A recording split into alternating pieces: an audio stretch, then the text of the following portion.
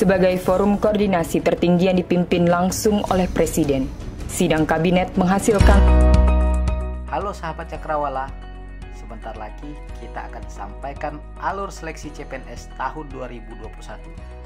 Tapi sebelumnya, mari kita dengarkan pemaparan resmi Kepala BKN. Assalamualaikum warahmatullahi wabarakatuh. Selamat siang, salam sejahtera bagi kita semua. Yang terhormat pimpinan, Ketua dan Wakil Ketua, serta anggota Komisi 2 DPR RI, yang terhormat Bapak Menteri PAN-RB beserta jajaran, yang terhormat Ketua KSN beserta jajaran. Sesuai dengan undangan DPR Komisi 2, pada hari ini adalah pembahasan tentang rekrutmen CPNS tahun 2021. Di tahun 2021, pemerintah berencana membuka rekrutmen calon ASN melalui 3 jalur. Jadi jalur CPNS, jalur calon P3K, dan jalur sekolah kedinasan. Jadi kami membagi 3 kelompok di situ. Untuk sekolah kedinasan ini memang tidak semua kementerian yang memiliki, dan walaupun tahun sebelumnya Kementerian Keuangan tidak menerima, sekarang ini mereka juga sudah meminta peserta baru untuk peserta didik baru, sehingga semua sekolah kedinasan akan mendapatkan formasi untuk taruna-tarunanya.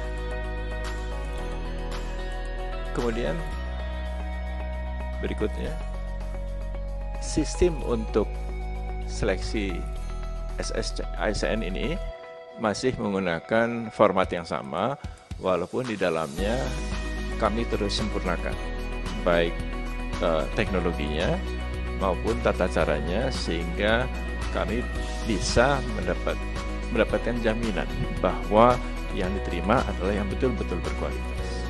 Dan transparansi serta akuntabilitasnya dapat kami sampaikan kepada publik bahwa penerimaan CPNS itu bebas dari KKN. Kemudian beberapa fitur yang kami perbaiki. Jadi sekarang ini kami hanya membutuhkan satu portal untuk memudahkan peserta melihat formasi-formasi yang ada di CPNS ataupun P3K. Jadi mereka bisa memilih di sana, misalnya saya seorang sarjana teknik, apakah ada formasi sarjana teknik yang terbuka dan di mana. Sebelumnya satu-satu, Pak. Nah sekarang ini karena sudah terintegrasi, dia bisa melihatnya dari satu portal saja di BKN untuk bisa memilih formasi jabatan mana yang akan didaftarkan. Yang lain-lain transparansinya tetap kami buka. Sejak tahun lalu, pengumuman tidak lagi kami buka monitornya di tempat tes karena ada masalah protokol kesehatan. Sebagai gantinya, kami membuka pengumuman itu melalui YouTube. Jadi itu bisa dilihat di seluruh dunia dan bisa direkam. Jadi ini lebih meningkatkan transparansi dari proses pengumuman hasil ujian SKD dan SKB. Berikutnya, ini tadi sudah kita lewati saja.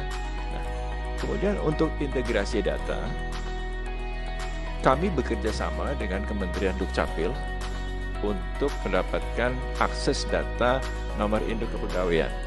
Karena yang mendaftar harus memiliki NIK, dan untuk bisa mengkonfirmasi kebenaran NIK itu, kami menggunakan data Dukcapil. Jadi kami tidak menciptakan sendiri. Nah, yang baru adalah untuk ijazah. Ijazah ini biasanya mereka mengupload scanning dari ijazah, sertifikat ijazahnya. Sekarang tidak lagi. Sekarang ini kami memiliki akses ke Dirjen Dikti untuk mengakses database ijazah. Jadi kalau itu ada di dalam database, itu berarti benar adanya. Jadi tidak perlu mengupload lagi. Nah, untuk tenaga kesehatan, ini kami juga sudah mendapatkan akses untuk bisa mengakses surat tanda registrasi dokter perawat, bidan, dan lain-lain. Jadi tidak perlu mengupload lagi. Kalaupun daerahnya masih meminta untuk bahan yang diupload, tidak perlu dilihat di sana, tapi cukup untuk dengan mengakses database di Kementerian Kesehatan untuk memverifikasi apakah dokumen itu benar atau tidak. Jadi ini akan sangat memudahkan bagi teman-teman yang akan menseleksi secara administrasi, dan juga akan memudahkan bagi peserta untuk tidak terlalu banyak mengupload dokumen. Berikutnya, untuk pendaftaran, biasanya kami membuka pendaftaran itu pada sekitar bulan September, Oktober, atau Agustus, September dalam keadaan normal. Tapi untuk tahun ini kami berharap pada bulan April sudah bisa dimulai pendaftaran, terutama untuk sekolah kedinasan. Karena apa? Karena kami tidak ingin itu disatukan agar protokol kesehatan bisa terjaga. Karena kalau terlalu banyak, ini agak sulit untuk menjaga protokol kesehatan. Kemudian yang kedua, juga karena teknologi yang kami miliki sudah bisa untuk melakukan proses itu dengan cepat sejauh jumlah komputernya memadai. Nanti itu akan kami jelaskan berikutnya. Tapi dari sisi ini sementara ini, dari sisi April kami sudah siap. Nanti akan menunggu informasi yang disampaikan oleh Pak Menpan secara resmi kepada masing-masing pejabat pembina kepegawaian. Untuk PPK bekerjasama dengan Kementerian Pendidikan dan Kebudayaan, kami berharap Mei dan Juni ini sudah bisa dimulai tahapan pelaksanaannya. Nah, khusus untuk PPPK guru ini, tesnya tidak mungkin dilakukan oleh BKN sendiri karena jumlahnya sangat besar. Formasinya 1 juta orang, walaupun yang masuk baru 500.000, tapi jumlah ini adalah rekor Indonesia, Pak. Biasanya kami hanya menerima untuk ASN itu 150.000, 200.000. Tahun ini formasinya yang sudah masuk saja sudah 700.000. Jadi ini jumlah yang sangat besar sehingga tidak mungkin kami lakukan sendiri. Kami bekerja sama khusus untuk PPPK guru ini dengan Kemendikbud dan menggunakan fasilitas UNBK, Ujian Nasional Berbasis Komputer, yang ada di semua sekolah. Karena guru-guru itu ada di sekolah-sekolah, jadi akan lebih mudah kalau mereka langsung tes di sekolah yang bersangkutan. Nah itu nanti kami akan bekerja sama dengan Kemendikbud untuk bisa melaksanakan itu secara cepat, karena jumlahnya besar sekali. Yang lainnya masih akan menggunakan sistem yang sama. Berikutnya, ini dalam bentuk grafis menjelaskan yang tadi. Saya kira untuk prosedur atau flow-nya yang dilakukan menggunakan dua sistem CAT BKN dan UNBK. Jadi kalau misalnya ada pertanyaan kenapa kok tidak CAT BKN semua, karena memang karena jumlah yang sangat besar kami membutuhkan bantuan dari teman-teman untuk melaksanakan. Walaupun nanti sistemnya, isinya itu nanti akan sama, transparansi dan akuntabilitasnya akan sama. Ini hanya fasilitas UNBK-nya saja yang digunakan. Berikutnya. Nah, yang sekarang ini sedang kami siapkan adalah jumlah soal-soal. Karena jumlah pesertanya banyak sekali. Dan kami membutuhkan banyak sekali soal untuk masing-masing formasi jabatan. Tahun lalu itu jumlah soalnya sangat terbatas karena kami tidak mengira ada dampak pandemi. Dan dampak pandemi ini membuat pelaksanaannya mundur, jadi lama. Kalau jumlah soal terbatas dan pelaksanaannya lama, kemungkinan bocornya nanti akan besar. Jadi kami berharap jumlah soalnya akan sangat banyak sehingga kalaupun itu bocor keluar tidak akan berdampak pada kualitas tesnya, karena masih banyak soal-soal yang bisa kami gunakan. Selanjutnya, kesiapan soal ini kami berharap untuk SKD tetap pada Kementerian Pendidikan dan Kebudayaan. Mereka sudah menyiapkan konsorsium untuk menyusun soal-soalnya. Sedangkan untuk SKB, seleksi kompetensi bidang, akan menjadi tanggung jawab instansi-instansi pembina jabatan fungsional. Jabatan fungsional kita ada 250 jabatan fungsional, dan itu semua harus ada soalnya. Dan itu masing-masing kementerian akan bertanggung jawab untuk menyusun soal. Yang paling banyak Kementerian Kesehatan, karena jabatan formasi fungsional di Kementerian Kesehatan itu ada sekitar 30 kalau tidak salah. Dan mereka kemarin sudah rapat dengan kami dan sudah hampir selesai untuk menyelesaikan soal-soal ini. Berikutnya.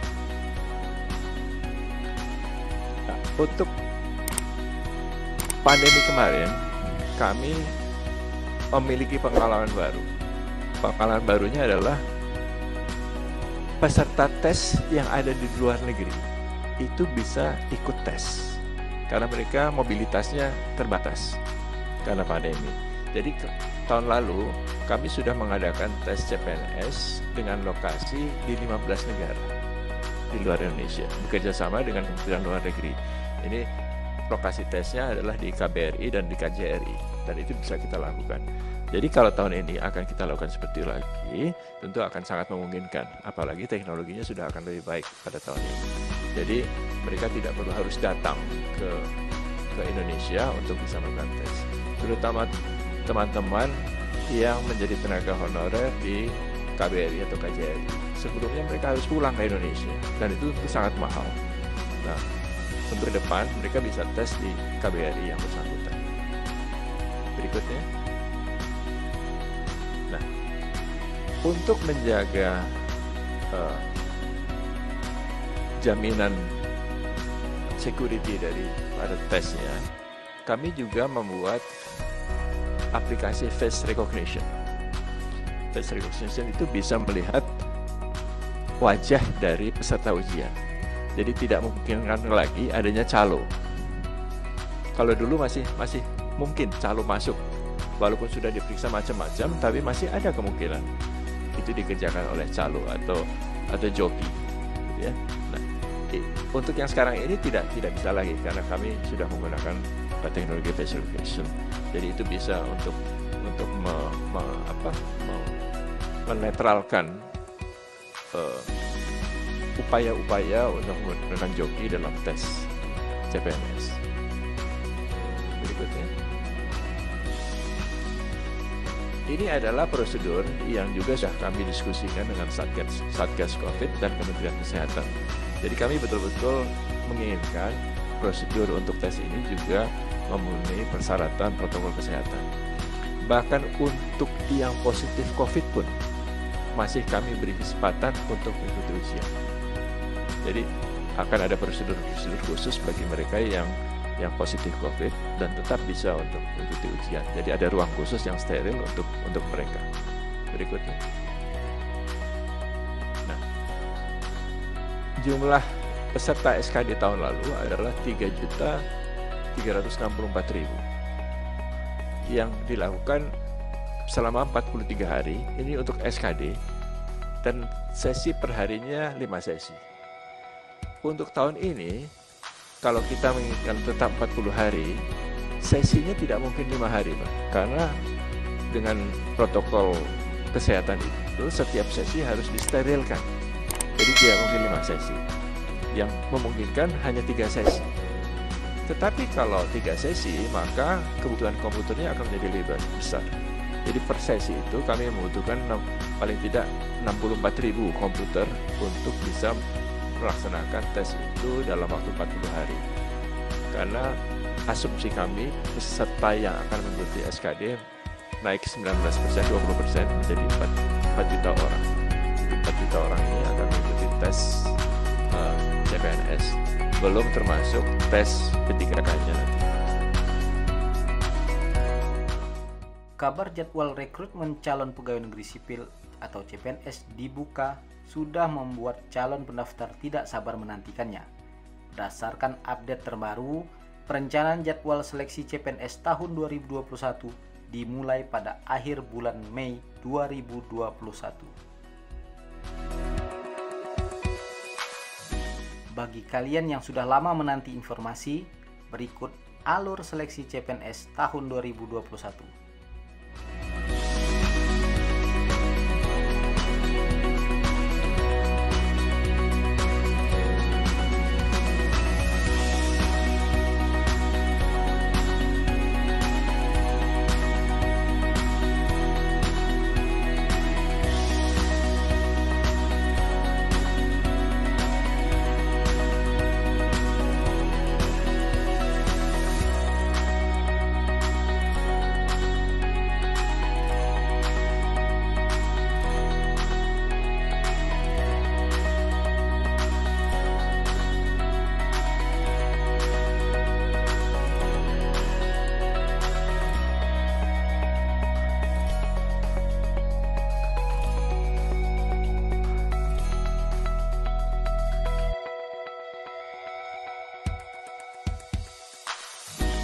Demikian sekilas informasi terkait dengan alur seleksi CPNS tahun 2021.